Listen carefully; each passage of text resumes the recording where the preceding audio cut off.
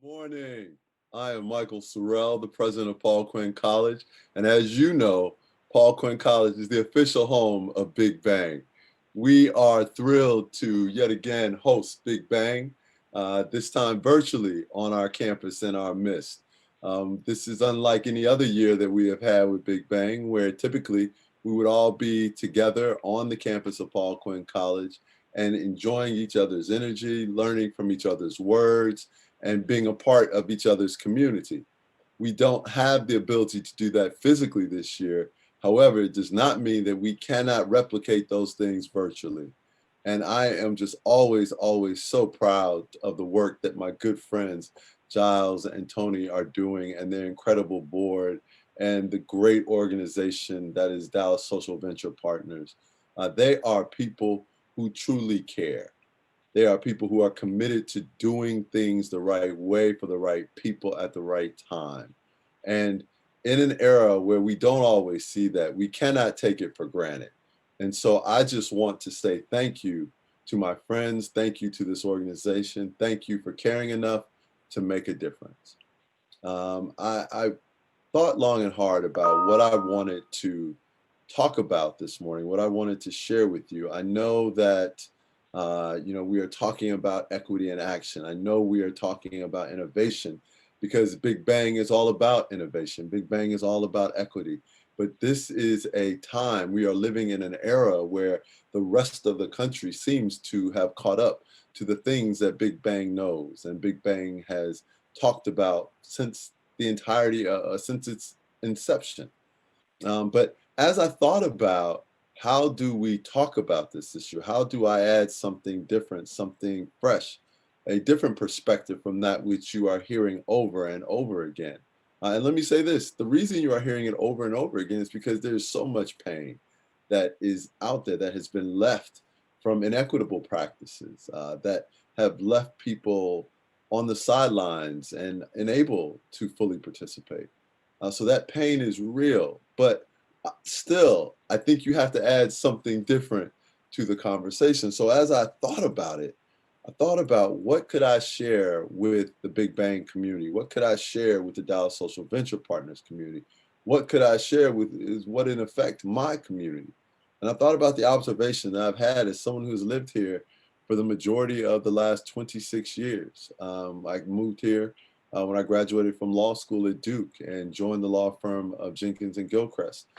Because before I was a college president, before I was an entrepreneur, before I was in the sports business or the crisis management business, I was a corporate securities lawyer. And it seems like forever ago. But when I moved here, like this is my community. So what I thought that I would talk about, what I wanted to talk about to my community is I want to talk about the quest for innovation and equity in the midst of ignorance, indifference, and hypocrisy.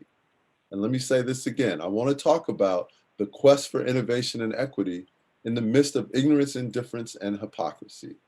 We live in a time, we live in an era where difficult conversations are being had all around us and difficult conclusions are being reached. These are not conclusions. These are not difficult conversations that have occurred in a vacuum. They are not difficult conversations that have occurred. First, this is not the first time that these have occurred. No, for many of us, these conversations, these realities are our lives. They're what we have known every day. We have not had the luxury of willful naivete. We have not had the luxury of indifference. We have not had the luxury of hypocrisy because we have paid the price for others' dalliances in those areas. No, we are people who have suffered from indifference, who have suffered from ignorance, who have suffered from hypocrisy. And the conversations that are being had now have to be had because we have reached a point in our country where we cannot go forward without addressing these issues. And they are uncomfortable issues. They are issues that will cause some people to turn their backs on others. They are issues which will cause us to have to look in the mirror and have honest conversations about who we are at our core, right? Not who we like to think that we may be, not who we like to believe we can be. No, who are we at our core? What are we willing to stand up for? And what are we willing to walk away from others for?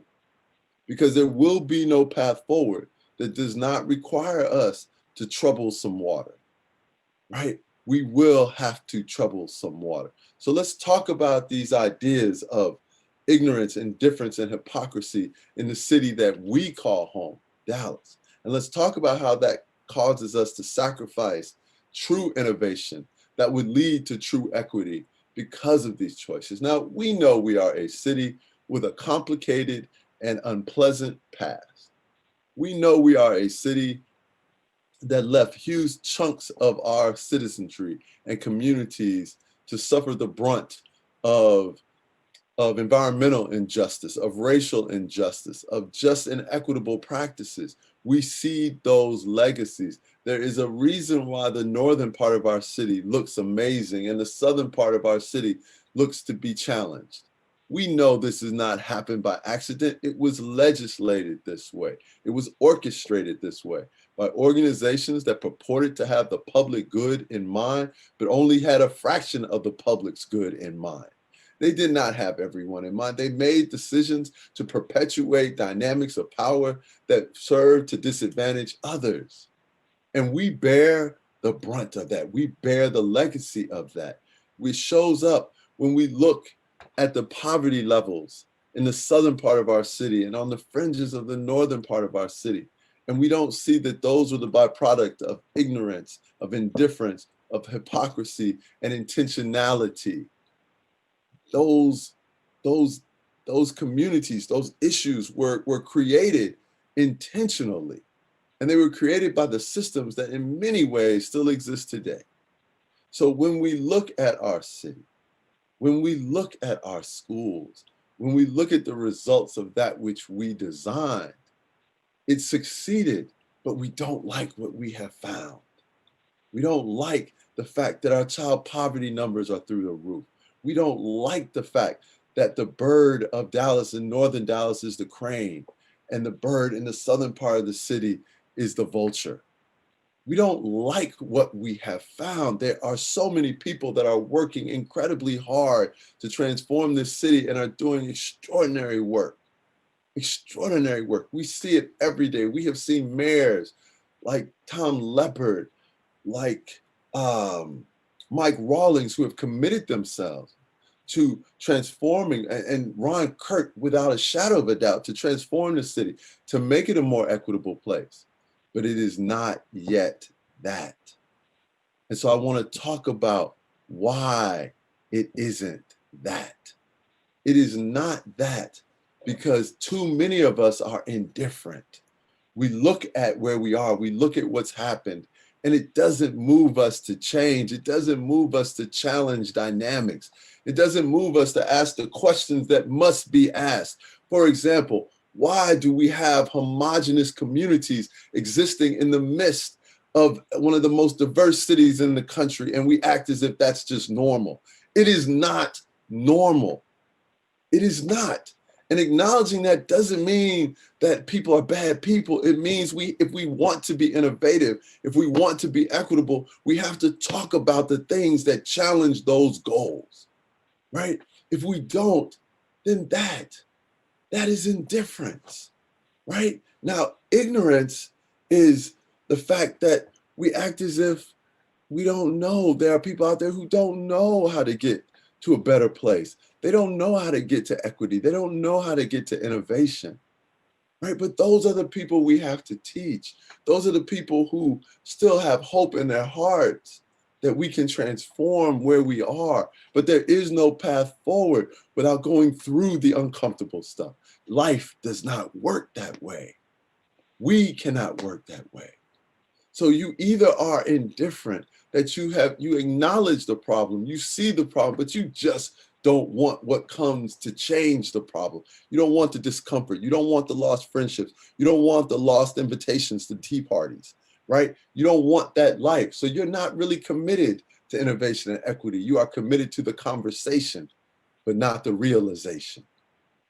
There are people who are ignorant because they just don't know. But then there are the hypocrites.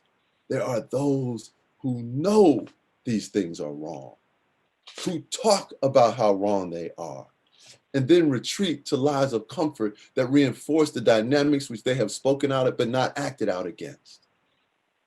Those are the individuals, Dallas, that we must transform. We must say to them, you are either with us all the way or you are against us, because the reality of hypocrites is that they are against change. They are against innovation, and they are definitely against equity. And we have to understand that. We have to call that out. We have to root that out. We have to push that out. Now, I want to be clear. I'm not talking about, I am appealing to the better angels of our nature. I am saying that I believe there are people here who are trapped in dynamics that they don't know how to get out of, and it has led them to behave in ways that they find intolerable and wrong. So we're going to help you go forward. We're going to help you innovate. We're going to help you embrace equity. But to do so, you must help us by acknowledging that we have to change through and through, right? We cannot be people who talk about equity and embrace people who embrace white supremacy. You cannot do that, right? That is fundamentally against everything that equity is about. What we have to understand, what I want all of us to understand, is there is room at this table for all of us. There is room for all of us to be great. There is room for all of us to get what we need. There is room for all of us to achieve the dream of a better life. Your lot and someone else's little doesn't make a great society. But I don't have to take your a lot to give someone else more than a little. We can grow this together, but we will not grow it together by being indifferent. We will not grow it together by being ignorant, and we damn sure will not grow it together by being hypocrites. Our path forward must be together. We must succeed together. We must grow together. We must walk forward together. We must fight indifference. We must fight ignorance, and we must fight hypocrisy together. So with that, Big Bang, thank you for all the work that you do. Thank you for being people who believe in equity. Thank you for being people who believe in innovation. But most of all, thank you for being people who show up every day and fight the fights that need to be fought, even if it makes people uncomfortable. There's nothing wrong with temporary discomfort for long-term gain. The common good must be our quest. Thank you, and good morning, and welcome.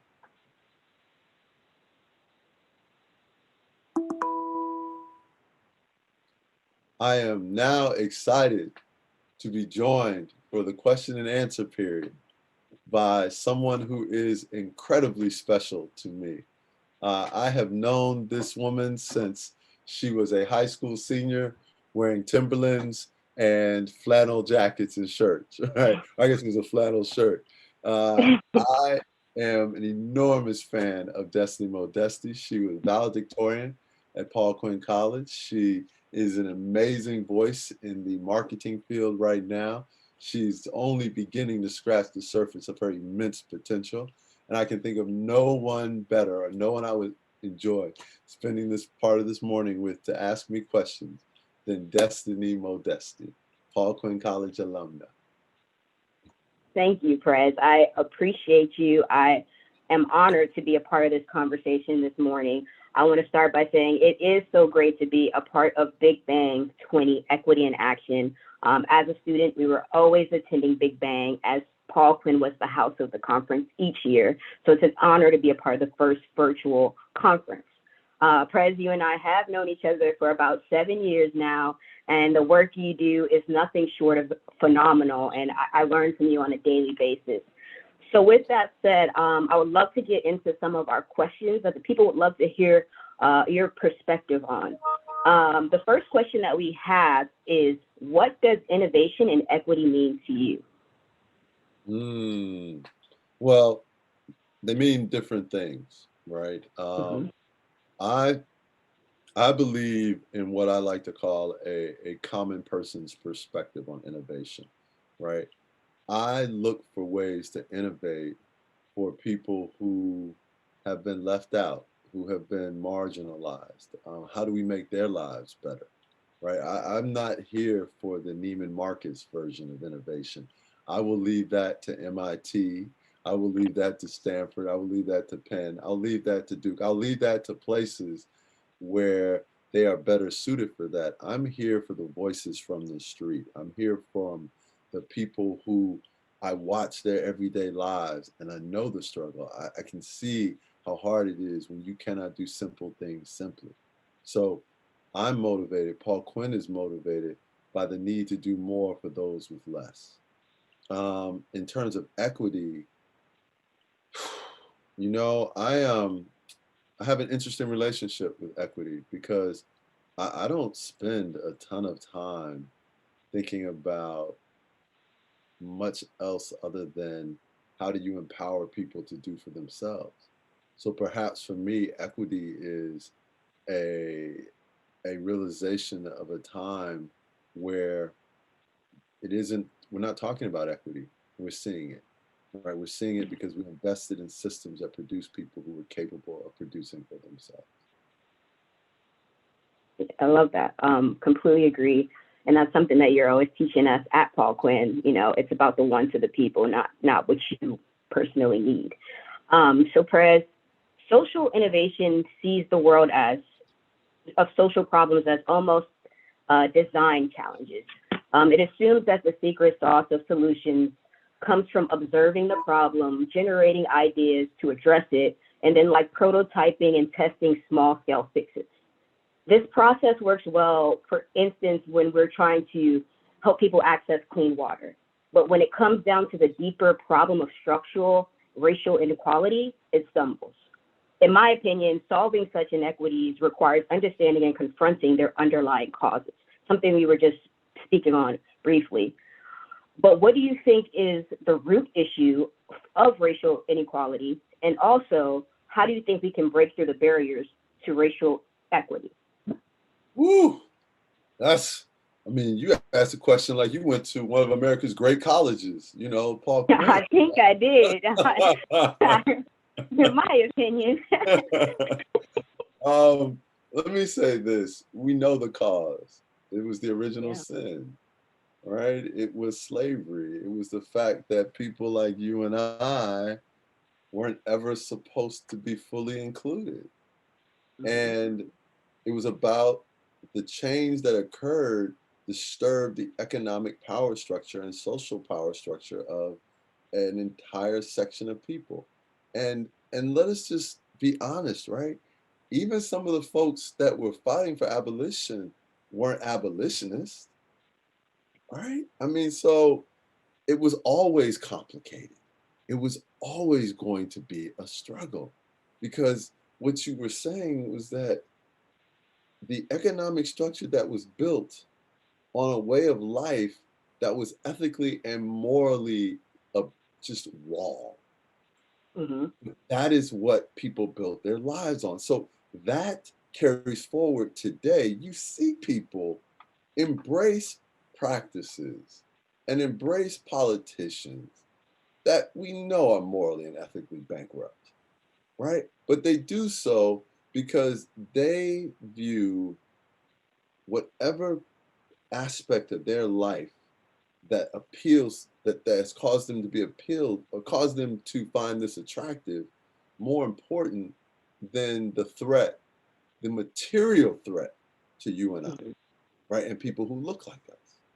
And I mean, it's why we have schools where, you know, do you know that there are white kids out there that can go to school their entire lives and never be taught by a person of color, right? I mean, how does that help them, right? Yeah. How does that, like, you're growing up in a multicultural world where for your long-term success, especially in this era, is going to be dictated by your ability to navigate people from diverse backgrounds, and you have no Mhm. exposure, no significant exposure, but yet we have avenues of people who have convinced themselves that's okay. Yeah. But that's just one small example of what happens, right? Like we we deceive ourselves into believing that that's okay, or that it's not the Hmm. problem that it is. These things are problems, and more, like they are starting to really hurt who we can be as a country moving forward. Let's be very clear. We're never turning back the hands of time. All right. Like that's not gonna happen. I mean, you can pack the Hmm. Supreme Court with, conservative judges who, probably should have never been confirmed because of just the rules of the court. You can do all those things. The numbers are what the numbers are, right? Yeah. You can make it almost impossible for people to vote who don't share your opinion, but truth will always prevail. And all you're doing is making the wave that is coming forward that much stronger. Stronger. Yep. Right? And I don't know why we can't all just figure out how to succeed together. It doesn't have to be a zero sum game. I completely agree with you on that. If there was someone who wanted to do all the things that you were just saying, but they had no idea of how to start or where to go, or they were even nervous because their history, like you said, that's just what they know. What would you tell them the first step is for breaking those barriers and making change? Yeah, I mean, the first thing is just suck it up, right? Like, I mean, like, come on. Like, nobody's gonna punch you in the face. No one's gonna slap you. No one, like, no one's like, it's not gonna happen, right? Yeah. Let's just deal with this in the most honest way possible. You're going to go through an adjustment period. There's going to be Mhm. some discomfort, right? Like, let's personalize it, right? Let's think about some of the conversations that you and I have had, and some of like your classmates or sorors, right? When I embraced something that was antiquated, right? Now, I Mhm. might have been fully, fully convinced that I was right, right? Like deeply Yeah. held beliefs, okay? Yeah. Um, but you all knew that I was wrong, right? And you knew that I was going to challenge your opinion, but I also knew that Always. I had to listen, right? Oh, yeah, always. Right? But I always listened, okay? And sometimes the medicine didn't taste good, right? Like it hurts a bit to realize that you're wrong or that you're out of step. But the wrong that you do by perpetuating out of stepness is so much greater than the personal discomfort of change, Yeah. right? Like if you're gonna lead, lead. Be people who embrace change. Be people who actually put the good of the whole above the good of your own. I just think that's just something we have to live with, push past, and get to the other side. Yeah. And you say that, and I'm thinking in the back of my head, one of the things that you taught us as leaders is that you have to number one is show up, but you also have to get comfortable with being uncomfortable in order to be successful. And that's still something that I'm learning, but I think that it's so valid and to the point of this conversation because it's not going to be an easy journey. You're going to have to take the the lesser route to get to where you want to be. So that is absolutely powerful there. Our last question, you're said to be one of the leading innovators in higher education. You are. You've created the new urban work college program, programs like the National HBCU Commencement Ceremony. You even convinced the young girl from Brooklyn to attend your school. I With convinced all your that, mother to let you attend the school. Right? yeah, well, you convinced mom from Brooklyn. Right. Let's be real. With all that, how do you use your innovative thinking, and just being Michael Sorrell to propel equitable outcomes for your students? Well, I mean, the greatest gift that I have received in my professional life was given to me by Evelyn Dickinson, right, who Mhm. used to work at Paul Quinn. And she was, I mean, she was just this amazing woman. And she checked me early in my presidency, right? Like I mean, when I say early, I mean maybe 3 months into my presidency. And I was stressed out because things were tough. and I got into an argument with a male student on our campus. He's a teacher now, right? Like he and I still stay in touch. He and his wife had their first child a couple years ago, and he and I got into this argument, and we're arguing all the way up the stairs to my office. He gets in my office and he starts crying, and I'm too far gone, right? Like, I grew up Yeah. in Chicago. I grew up like, one could argue maybe I had a touch of toxic masculinity. You won't go there, right? But the point is that I was not a person that understood weakness, right? Hmm. But at that moment, I wasn't, um, I wasn't a person that understood what true strength was either.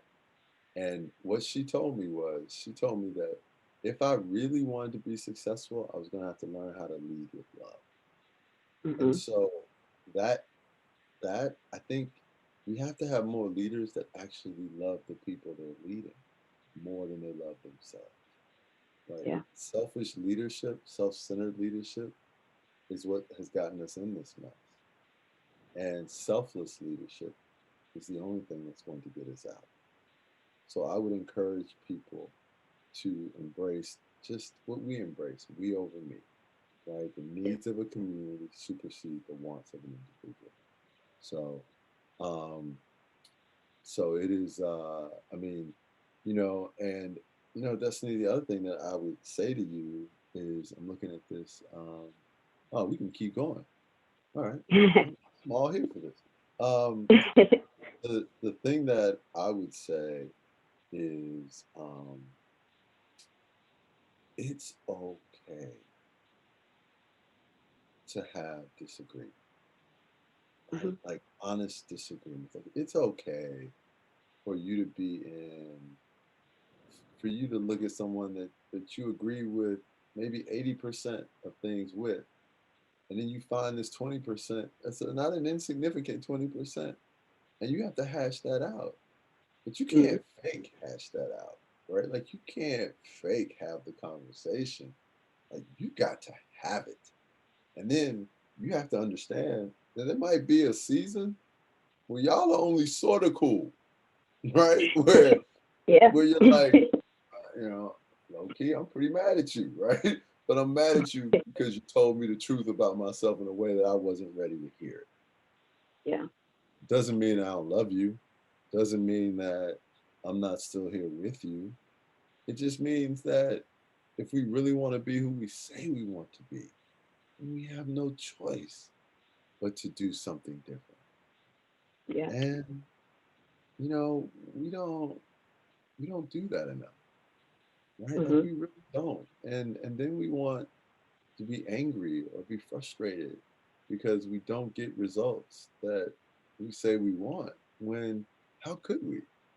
Right? We didn't, to your point about design, we didn't design a system to produce those results. We designed a Yeah. system to produce comfort. And Hmm. nothing great happens from places of comfort. Yeah. That is a word. You're preaching in here this morning. While you were speaking about, just being real with your students and showing them that love that you wanted, it took me back to when we first met in my high school and had no idea who you were, just coming, bopping in, talking about your school in Texas. And like, who is this guy? Not paying attention really, but also listening. Um, and what got me was how you challenged me and you didn't even know who I was. You got me to think bigger about what I wanted to do in life. You pushed me, and that stuck with me for forever, for the rest of my term knowing you. You provided me with a love that nobody else had given me, and it was so refreshing. So I do think that that is such a valuable piece of information that people should know, is that it is getting to know somebody, providing them with that love, and it's really that easy. And then in turn, I learned so much from you, and now it's converting into equitable solutions. So I completely think that that was a valid point. At this point, I think that we would love to open the floor up for questions from our audience if we have any. Um, just gonna give us a couple of seconds to see if our audience has any questions. And one thing while you're doing that, Destiny, that I want to say is that one of the really uncomfortable parts about being a leader is Mm-hmm. recognize that you may not get to see all the changes that you want, right? Mm-hmm. That might not be your leadership journey. Your leadership journey might be this part of the trip, right? Somebody else might have to take this part of the trip. And then somebody else Mm-hmm. might be the person to get this one. Now, maybe you get to do all three, right? But maybe you don't. And you Yeah. got to find a way to be okay with that, right? You have to find a way to be okay with, you know, your journey, your part of the journey, your contribution. Um, and I think that's hard sometimes. It is very hard. It is sometimes. I can even admit to that. But you just, like you said, you got to keep going and be comfortable with being uncomfortable. So Yeah. we have our first question from the audience, from Juan Carlos Cerda. President Sorrell, what are some initiatives or work that your students or alumni are doing that are addressing systematic racism?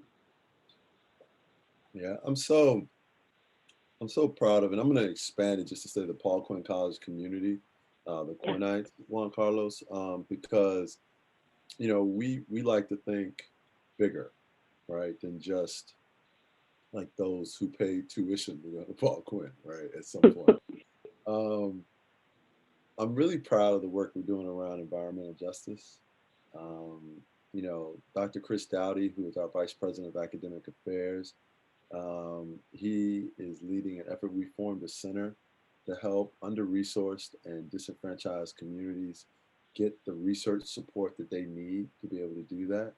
You can see our work in Joppy with the air quality initiative. You can see our work with Shingle Mountain, which, by the way, is just a travesty, right? I mean, the fact that this woman has had to fight so hard just not to have a freaking mound of toxic waste in her, like, so I'm not going to turn this into that, but I'm proud of our work there.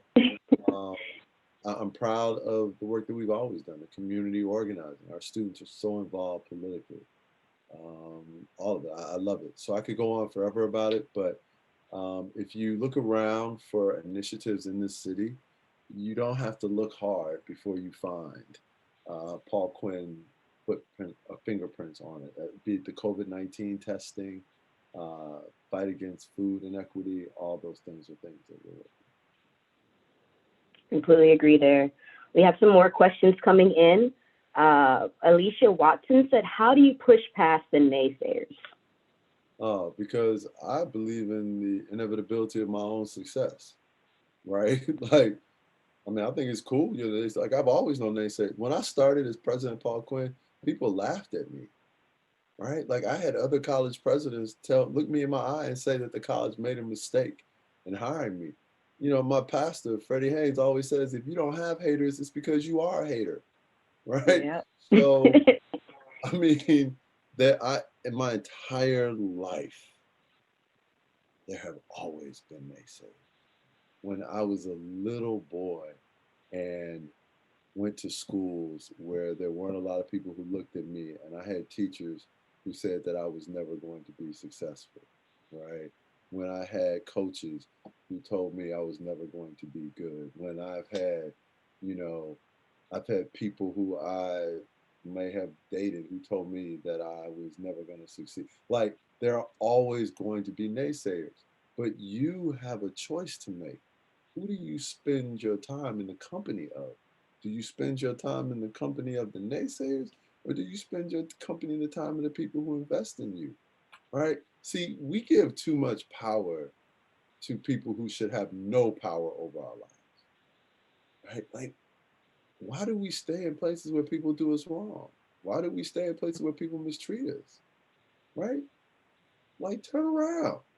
Like, run to the light, run to the love, right? So be appreciative of naysayers because I have found that they are inspirational, right? When I get up at 4:30 in the morning and I'm writing a book or I'm working on a new concept, it's because I hear all those little people who told me I sucked in the back of my mind, right? And I'm like, I got you, okay? But I am motivated most by people like you and my family and my friends and the folks who have supported me, right? Like, so I push past the naysayers by just keep going, right? And then when I'm past them, I look back and smile and wink at them, right? Yeah. And then maybe I send them a clip of my latest success, right? We all battle our own personal pettiness, right? So. And when I was reading that question, I knew you were going to say haters. In my head, I was like, it's the haters. We got to push past the haters. That's just something we say at Paul Quinn. If you don't got any haters, you're not popping. So you just keep going past them. We have our last question from somebody in the audience. How do you push through the discomfort as a leader? So, you know what? This is really important.